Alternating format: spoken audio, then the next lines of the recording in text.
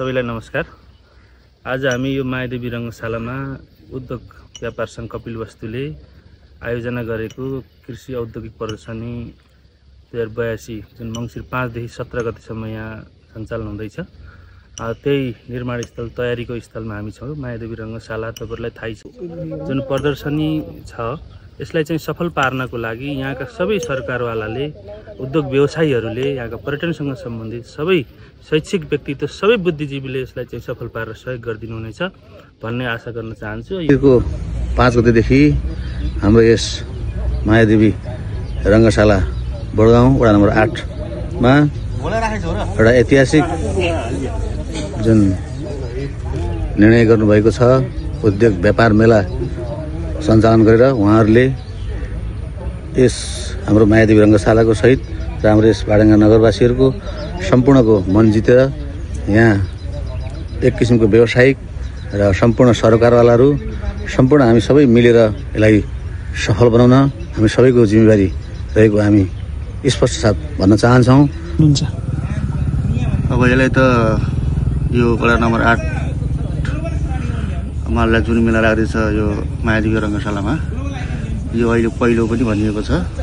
यसलाई मुख्य कुरा त वारीबारी जुन चाहिँ भाष्य प्रदान गरिएको छ यसलाई तत्कालै हटाउनु पर्ने हुन्छ। अहिलेसम्म यो 16औं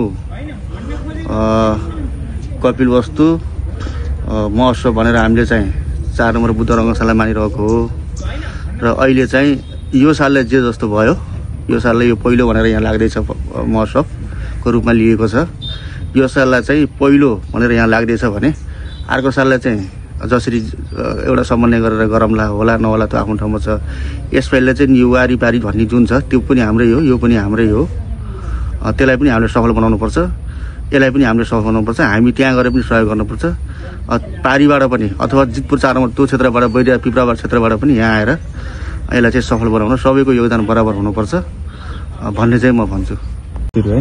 उद्योग व्यापार संघ कपिलवस्तुले बाडङ्गा नगरपालिकाको मायादेवी रङ्गशालामा प्रथम कपिलवस्तु महोत्सव, औद्योगिक प्रदर्शनी तथा कृषि मेलाको आयोजना गरेको छ।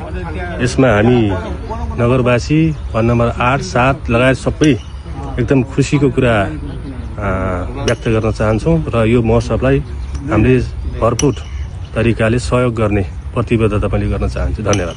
यहाँ बोडगाउँ बुद्ध रङ्गशालामा हुन गइरहेको अहिले उद्योग व्यापार मेला राम्रोसित सुसम्पन्न गर्नको निम्ति हामी तन्तमा रहेका छौँ। बाडङ्गा 8 निवासीहरू सबैलाई खुसीको साथ ऊर्जा भइरहेको छ। सम्पूर्ण वरपर छरिएका दाजुभाइ दिदीबहिनीहरू सम्पूर्ण जसरी यहाँ लाग्नु भएको छ, सक्रिय साथ लागेर यस व्यापार मेलालाई सम्पन्न गर्नको निम्ति हामी हार्दिक अनुरोध गर्दछौँ।